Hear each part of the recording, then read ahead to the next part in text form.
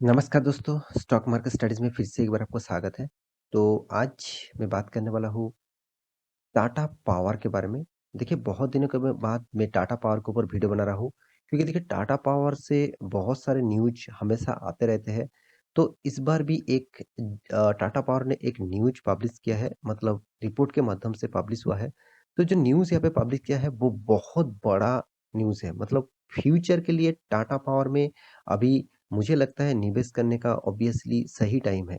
क्योंकि देखिए ये जो न्यूज़ है ऑब्वियसली फ्यूचर ओरिएंटेड है एंड फ्यूचर के लिए ही कंपनी में ग्रोथ करने के लिए ही इस तरीके से न्यूज़ पब्लिश किया गया है।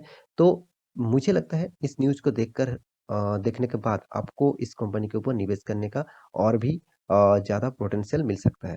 तो पूरा डिटेल्स में यहाँ पे डिस्कस करने वाला हूँ, तो वीडियो को लास्ट तक देखना और अभी तक आपने इस चैनल को सब्सक्राइब नहीं किया तो ज़रूर सब्सक्राइब कर लेना, क्योंकि आपको daily basis stock market information and update चाहिए तो इस चैनल में बने रहिए। तो चलो फटाफट देख लेते हैं आज के स्टॉक के बारे में। तो चलो देख लेते हैं कौन-सा वो न्यूज़ है। तो यहाँ पे जो न्यूज़ एक्चुअली पब्लिश किया गया है टाटा पावर के मतलब यहाँ पे टाटा पावर ने जो न्यूज़ पब्लिश किया है, तो उसको दिखाने से पहले आज के दिन का परफॉर्मेंस थोड़ा-सा दिखा दूँ, तो करीबन यहाँ पे देखिए अच्छा खासा गिरावट हुआ, क्योंकि आज मार्केट ओपन होने के बाद ही भारी भरकम यहाँ पे गिरावट देखने को मिला और उसके बाद देखिए फिर से किस तरीके से रीबैक किया, मतलब फिर से जो रिकवरी किया, तो ये भी एक अच्छा खासा मूवमेंट माना जाता है। तो इस रिकवरी के पीछे जो कारण है, वो एक बड़ा कारण है। उस कारण को मैं यहाँ पे मैं आपको बताने वाला हूँ, तो एक-एक करके चीज़ आप देखते जाइए। तो सबसे पहले मैं न्यूज़ के ऊपर चला जाता हूँ, उसके बाद एक-एक करके आपको डिटेल्स पता चल जाएगा। तो यहाँ पे न्यूज़ के ऊपर आ चुका हूँ।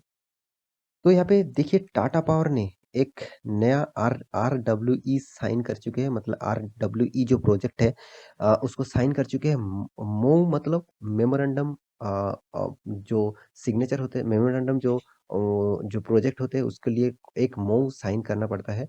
तो इसको साइन कर चुके हैं, ऑलमोस्ट टाटा पावर ने साइन कर चुके हैं और यहाँ पे देखिए टू एक्सप्लोर यहाँ पे देखिए ऑफशोर विंड एनर्जी। तो टाटा पावर इतना दिनों में किसके ऊपर काम करते आए हैं?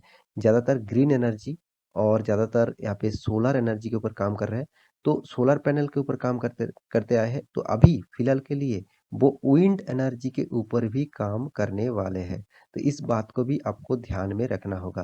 देखिए विंड प्रोजेक्ट के ऊपर काम करना फ्यूचर के लिए बहुत बड़ा एक प्रोजेक्ट ज़रूर बनेगा, क्योंकि विंड प्रोजेक्ट ऑब्वियसली एक अच्छा खासा प्रोजेक्ट यहाँ पे कंपनी फ्यूचर के लिए यहाँ पे बना रहा है। तो इंडिया को जिस तरीके से इंडिया ग्रोथ हो रहा है, जिस तरीके से इंडिया का नया इस रिन्यूएबल एनर्जी, ग्रीन एनर्जी और क्लीन एनर्जी के ऊपर फ़ोकस है, मेरे हिसाब से जितने सारे कंपनीज़ इस प्रोजेक्ट के ऊपर ज़्यादा काम करेगा, उसी को सबसे ज़्यादा फ़ायदा और सबसे ज़्यादा फ़ायदा यहाँ पे देखने को मिलेगा। तो यहाँ पे देख लेते हैं कंपनी किस तरीके से एग्रीमेंट साइन किया है, आप खुद ही देख लीजिए। यहाँ पे देखिए आरडब्ल्यूई एंड टाटा पावर दोनों ने मिलकर आरडब्ल्यूई एंड टाटा पावर दोनों मिलकर क्या बनाने वाला है? रिन्यूएबल एनर्जी लिमिटेड को बनाने वाला है। Will conduct technical and commercial site assessment. तो यहाँ पे जो टेक्निकल और जो कमर्शियल साइट है उसको असेसमेंट करने के लिए यहाँ पे टाटा पावर ने क्या किया, जो यहाँ पे देखिए जर्मन इलेक्ट्रिसिटी, तो जनरेशन कंपनी जो आरडब्ल्यूई है, उसके साथ यहाँ पे जुड़कर काम करने का फैसला किया और वो भी किसके ऊपर? Wind project in India. India में देखिए विंड प्रोजेक्ट के ऊपर बहुत सारे कंपनीज़ काम करते हैं।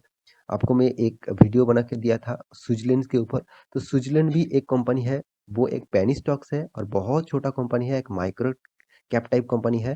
तो देखिए अगर कोई बड़ा कंपनी प्रोजेक्ट के ऊपर आ जाता है, तो छोटा कंपनी के ऊपर लोग निवेश क्यों करेगा? तो इसीलिए टाटा पावर कोई छोटा-मोटा कंपनी नहीं है, दिग्गज कंपनी है और एक बहुत बड़ा प्रोजेक्ट के ऊपर यहाँ पे मतलब ऑलमोस्ट एग्रीमेंट हो चुके हैं। यहाँ पे देखिए a memorandum of understanding has been signed between Tata Power Renewable Energy 100% subsidiary, मतलब कोई छोटा सब्सिडियरी नहीं नहीं है, पूरा के पूरा सब्सिडियरीज़ टाटा पावर ने लेके रखा। टाटा पावर 100% सब्सिडियरी किसने लिया? टाटा पावर ने। यहाँ पे which is one of the India largest integrated power, यहाँ पे देखिए कंपनीज़। तो इंडिया का लार्जेस्ट पावर कंपनी बनने के लिए टाटा पावर ने जिस तरीके से काम करा है, तो मैं बार-बार आपको टाटा पावर के बारे में इसीलिए बता रहा हूँ, क्योंकि अभी से टाटा पावर में आप निवेश नहीं करेंगे तो फ्यूचर के लिए और शायद आपको मौका भी ना मिले। देखिए, मौका तो हमेशा मिलता ही रहेंगे, मगर इस लेवल से मौका आपको नहीं भी मिल सकता है। तो यहाँ पे देखिए रिन्यूएबल जो ग्लोबल के जो आरडब्ल्यूई है, इस कंपनी के साथ यहाँ पे टाई अप करके काम करने वाले हैं और सिर्फ यही न्यूज़ कंपनी के लिए आगे ले जाने के लिए बहुत बड़ा साबित होगा क्योंकि कंपनी का जो प्रोजेक्ट है वो बहुत बड़ा है और साथ ही साथ कंपनी का इस प्रोजेक्ट बहुत अच्छा खासा मुझे लगता है क्योंकि देखिए ज़्यादातर सोलर एनर्जी और ग्रीन एनर्जी, क्लीन एनर्जी के ऊपर ज़्यादातर काम होने वाला है फ्यूचर में। क्योंकि देखिए विंड एनर्जी जो है वो एक्चुअली देखा जाए पॉल्यूशन को टोटली कंट्रोल करने के लिए सोलर एनर्जी और विंड एनर्जी इस दोनों प्रोजेक्ट फ्यूचर में गवर्नमेंट सिर्फ नहीं ऑल ओवर वर्ल्ड के गवर्नमेंट इसके ऊपर ज़्यादातर फोकस रखेंगे। तो अभी से टाटा पावर उसी प्रोजेक्ट के ऊपर काम कर रहा है, तो मैं ज़रूर कहूँगा टाटा पावर के ऊपर आपको फोकस होना चाहिए। तो कंपनी के बारे में आपको बात करूँ तो आप खुद ही देख लीजिए, यहाँ पे देखिए पहले तो प्रोमोटर के पास हिस्सेदारी जो है करीबन 42% सॉरी 45% और सॉरी प्रोमोटर जो है 42% सिर्फ कैसे टाटा सन्स प्राइवेट लिमिटेड के पास ही 45% होल्डिंग है और बाकी के बाकी अदर्स अदर सेक्टर के पास है। यहाँ पे देखिए लाइफ इंश्योरेंस कॉर्पोरेशन के पास भी अच्छा खासा हिस्सेदारी है 6.5%। मतलब लाइफ इंश्योरेंस कॉर्पोरेशन भी इसके ऊपर अच्छा खासा होल्डिंग यहाँ पे करके रखे है। और यहाँ पे देखिए म्यूचुअल फंड के पास भी होल्डिंग है। म्यूचुअल फंड के पास देखिए किस तरीके से होल्डिंग है आप खुद ही देख लीजिए। और यहाँ पे एफआईएस, डीएस सबके पास होल्डिंग है इस कंपनी के। तो उतना ज़्यादा नहीं है, फिर भी देखिए एफआईएस और डीएस के पास करीबन म्यूचुअल फंड के पास 4.48 और एफआईएस के पास 10.84 और पब्लिक के पास 26% होल्डिंग है क्योंकि पब्लिक के पास ज़्यादा शेयर इस कंपनी के ऊपर रहेगा क्योंकि इस कंपनी बहुत ज़्यादा फोकस में है सभी के। तो कंपनी के बारे में थोड़ा-सा जानकारी भी अब आपको दे दूँ तो कंपनी कोई छोटा-मोटा कंपनी नहीं है। टाटा पावर करीबन 71,000 करोड़ से भी ज़्यादा इसका मार्केट कैपिटलाइजेशन है। इस बात को भी आपको ध्यान रखना होगा। तो उसके बाद आप देखिए कोरोन कंपनी का करंट प्राइस जो है वो 223 है और ओवरऑल बात करूँ कंपनी का जो पीई रेशियो है मुझे हाई लगा ऑब्वियसली हाई है मगर इंडस्ट्रीज पीई रेशियो के हिसाब से बहुत कम है। तो कंपनी का पीई रेशियो बहुत हाई है ज़रूर कहूँगा मगर इंडस्ट्रीज पीई रेशियो से देखा जाए तो उतना हाई भी नहीं है। तो कंपनी देखिए कर्जा भी अच्छा खासा लेके रखा 49,000 करोड़ से भी ज़्यादा कंपनी के पास कर्जा भी है, मानता हूँ। मगर डेब्ट भी देख लीजिए 2.31% का डेब्ट कंपनी के पास है।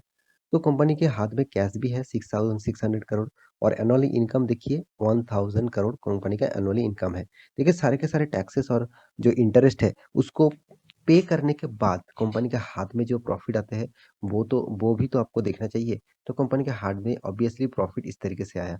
तो कंपनी के प्रोमोटर के पास जो होल्डिंग है 46.9% होल्डिंग प्रोमोटर के पास है। तो कंपनी के जो शेयर है, जो प्रोमोटर है, वो देखिए 46.9% होल्डिंग उसके पास है। और एक चीज़ मुझे थोड़ा-सा नेगेटिव इश्यू लगा, वो है कंपनी का प्रोमोटर यहाँ पे प्लेजिंग भी करके रखा, मतलब खुद का शेयर प्लेजिंग भी करके रखा। प्लेज का मतलब है गिरवी रखा है। मान के चलिए आपको पैसे चाहिए बिज़नेस करने के लिए, आपके पास आपका अ, कोई म्यूचुअल फंड है, कोई एफडी है, तो उसको आप जमा करके आप फंडिंग उठा सकते हैं। तो उसी तरीके से कंपनी का जो हिस्सेदारी है, उनमें से कंपनी ने भी प्लेजिंग करके किसी के पास गिरवी रख के पैसा उठाया है। इस बात को भी आपको ज़रूर ऑब्वियसली ऑब्ज़र्व करना होगा और देखना भी होगा। साथ ही साथ आप खुद ही देख लीजिए यहाँ पे कंपनी के जो परफ़ॉर्मेंस है उसके हिसाब से कंपनी 5 नंबर रैंकिंग में यहाँ पे आते हैं क्योंकि इसका मार्केट कैपिटलाइज़ेशन के हिसाब से 5 नंबर रैंकिंग है। देखिए कंपनी का परफ़ॉर्मेंस कोई ख़राब नहीं है क्योंकि मैं यहाँ पे प्रॉफ़िट के बारे में बात करूँ तो कंपनी ने इस क्वार्टर में 426 करोड़ का प्रॉफ़िट किया जो इतना दिनों तक कोई भी क्वार्टर में नहीं हुआ। तो इसका मतलब क्या है कंपनी कोशिश कर रहे हैं अच्छा खासा परफॉर्मेंस करने के लिए अच्छा खासा प्रॉफिट कमाने के लिए। कंपनी देखिए जो सेल्स कर रहा है वो अच्छा खासा सेलिंग भी है यहाँ पे और सेल्स का रिपोर्ट भी अच्छा खासा है। कंपनी का एक्सपेंस भी उसी तरीके से हुआ जिस तरीके से कंपनी ने इनकम किया और साथ ही साथ कंपनी का जो इंटरेस्ट है वो भी कंपनी को पे करना पड़ा। तो अच्छा खासा इंटरेस्ट भी देना पड़ रहा है क्योंकि कंपनी के पास कर्जा भी अच्छा खासा है। तो मेरे हिसाब से टोटली जो एक्सपेंस सारे के सारे माइनस करके कंपनी के हाथ में करीबन अच्छा खासा प्रॉफिट ही यहाँ पे देखने को मिला। 426 करोड़ का प्रॉफिट इस बार हुआ। तो साल भर की बात करूँ तो साल भर में भी देखिए कभी भी कंपनी ने 2016 के बाद हर साल में कंपनी ने प्रॉफ़िट किया। हाँ, पहले तो कंपनी लॉस करते थे क्योंकि देखिए ज़्यादातर ग्रीन एनर्जी, क्लीन एनर्जी के ऊपर उतना काम नहीं होते थे, तो इसलिए इस कंपनी ने भी लॉस किया। तो कंपनी आपको किस तरीके से रिटर्न दिया वो देखना चाहिए। 10 साल में देखिए 7%, चलो ठीक है, 5 साल में 22% और 3 साल में 50% तक रिटर्न दिया और 1 साल में 150% तक रिटर्न। देखिए रिटर्न आपको किसी भी किसी भी तरीके से दे, वो आपको देखना ज़रूर है, मगर फिर भी आप रिटर्न के चक्कर में कोई भी स्टॉक में निवेश मत कर दीजिएगा। पहले आप उस कंपनी के फंडामेंटल फाइनेंशियल रिपोर्ट चेक करना, उसके बाद निवेश करना। क्योंकि देखिए यहाँ पे मैं आपको पहले ही बता चुका हूँ, इंस्टीट्यूशन ज़्यादा होल्डिंग नहीं करके रखा, फिर भी देखिए 10% 15% होल्डिंग रखा मतलब कोई कम नहीं है, ये भी बहुत बड़ा माना जाता है। पब्लिक के पास तो भर-भर के माल है, 26% होल्डिंग पब्लिक के पास ही है, तो इस बात को भी आपको ध्यान में रखना होगा। तो और एक चीज़ मैं यहाँ पे ज़रूर आपको बताने वाला हूँ, कंपनी के हर पैरामीटर मुझे अच्छा खासा लगा और चार्ट पैटर्न भी आपको मुझे शानदार देखने को मिला। क्योंकि देखिए एक साइड बेसिस पैटर्न में चल रहा था, उसके बाद सडन यहाँ पे तेज़ी। इस सडन तेज़ी का जो कारण है, वो है गवर्नमेंट भी पुश कर रहा है इस सेक्टर को और कंपनी भी उसी मतलब उसी साइड को फॉलो करके ही काम कर रहा है। तो मुझे लगता है फ्यूचर में टाटा पावर के ऊपर आपका शेयर होल्डिंग है, तो आप ऑब्वियसली होल्ड करिए और नया निवेशक निवेश करना चाहते हैं तो कोई भी करेक्शन मिले, तो ऑब्वियसली एक मंथ में अच्छा खासा करेक्शन यहाँ पे देखने को मिला, करीबन 15% तक। तो आपको एक मौका मिल रहा है, एक अच्छा खासा लेवल में बाय करने का। तो आप बाय करने से पहले मैं ज़रूर कहूँगा आप एक बार स्टडी करिएगा, उसके बाद निवेश करिएगा। क्योंकि देखिए मेरे कहने कहने से कोई भी स्टॉक उठा मत लेना क्योंकि किसी भी से मेरे से नहीं, किसी भी मतलब किसी की भी बात सुनकर कोई भी स्टॉक उठा मत लेना, उससे पहले थोड़ा-सा रिसर्च करना, उसके बाद निवेश करना। तो आशा करता हूँ सारी जानकारी आपको मिल चुका है। तो मेरा वीडियो अच्छा लगे तो लाइक करना, दोस्तों के साथ शेयर करना और चैनल को सब्सक्राइब भी करना। मिलते हैं नया स्टॉक लेके, तब तक के लिए अच्छे से रहिए, अपना ख्याल रखिए। Bye bye.